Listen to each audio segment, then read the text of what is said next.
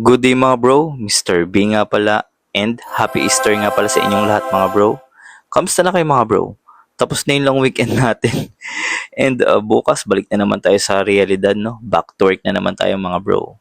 And may question lang pala ako sa inyo mga bro.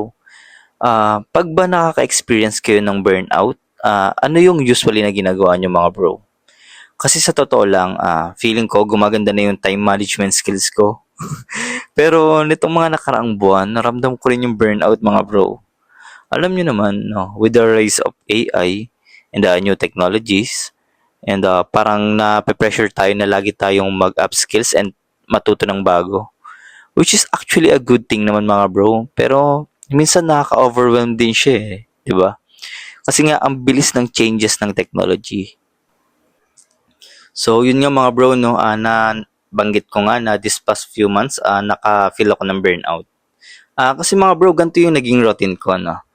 Sa umaga, full-time work, then sa gabi, may mga ginagawa tayong bagay-bagay, no.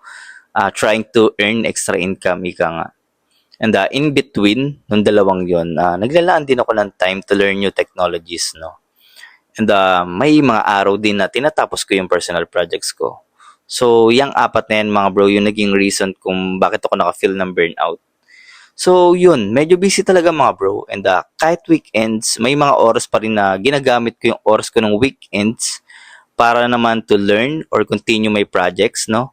So, wala nga tayong full-time work dyan, pero nagagamit ko pa rin siya sa mga bagay na nagko-code ako mga bro.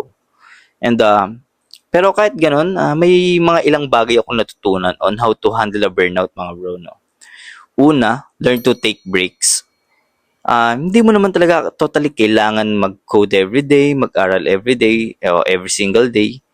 At bigyan mo ng short pause yung sarili mo, no? Kahit short pause lang mga bro, malaking tulong na yan para ma-reset yung mind mo. And pangalawa, set realistic goals. Minsan burnout comes from expecting too much from yourself mga bro. Okay lang mag-grow pero make sure achievable yung daily or weekly targets mo mga bro. Kasi katulad ko mga bro, marami akong naisip na idea this past few months and so sa dami ng napasok na idea, hindi ko alam kung ano yung uunahin ko mga bro. So nagko-cost sa akin to ng burnout. So ang ginagawa ko talaga ngayon is tinitake notes ko na lang muna yung mga bagong ideas na naiisip ko, no. Pangatlo, prioritize your health mga bro. Kahit gaano ka busy, important pa rin yung sleep, proper food, and kahit magbigay kayo ng konting physical activity sa sarili nyo, no. Kasi malaking factor yan para hindi ka ma-drain, knowing na lagi tayong nakaupo, no, sa nature of work natin. So malaking bagay yan mga bro. Then, yung pang-apat, yung learn to disconnect sometimes, mga bro.